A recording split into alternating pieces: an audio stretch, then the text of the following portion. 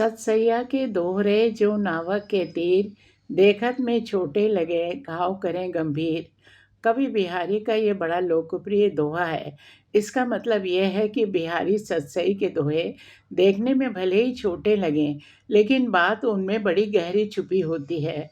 उदाहरण दिया है आदिवासी समाज में इस्तेमाल होने वाले नावक, यानी एक प्रकार की फूंकनी जिसमें से निकलने वाला तीर या डंक देखने में छोटा होता है, लेकिन घाव बड़ा गहरा करता है। कम शब्दों में बड़ी बात कहने की कला के लिए इस दोहे का बहुत प्रयोग होता है। शब्दों की अजब गजब दुनिया को लेकर एक कविता कहीं पढ़ने को मिली। आज उसे मन के मौसम के सुनने वालों को भी सुनाती हूँ। शीर्षक है शब्द। शब्द रचे जाते हैं, शब्द गढ़े जाते हैं, शब्द मढ़े जाते हैं, शब्द लिखे जाते हैं, शब्द पढ़े जाते हैं, शब्द बोले जाते हैं, शब्द तौले जाते हैं, शब्द टटोले जाते हैं, शब्द खंगाले जाते हैं।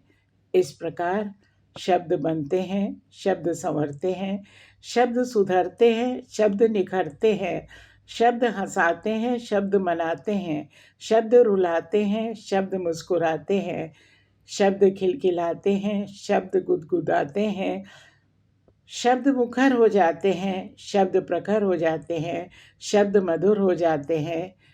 इतना होने के बाद भी शब्द चुभते हैं, शब्द बिकते हैं, शब्द रूठते हैं, शब्द घाव देते हैं, शब्द ताव देते हैं, शब्द लड़ते हैं, शब्द झगड़ते हैं, शब्द बिगड़ते हैं, शब्द बिखरते हैं, शब्द सिहरते हैं। परंतु शब्द कभी मरते नहीं, शब्द कभी थकते नहीं, शब्द कभी रुकते नहीं, शब्द कभी चुकते नहीं। अतएव शब्दों से खेले नहीं, बिन सोचे बोले नहीं, शब्दों को मान दें, शब्दों को सम्मान दें, शब्दों पर ध्यान दें, शब्दों को पहचान दें, ऊंची लंबी उड़ान दें, शब्दों को आत्मसात करें, उनसे उनकी बात करें, शब्दों का आविष्कार करें, गहन सार्थक विचार करें, क्योंकि शब्द अनमोल हैं, जुबां से निकले बोल हैं, शब्दों में धार होती है, शब्दों की महिमा अपार होती है, शब्दों का विशाल भंडार होता है।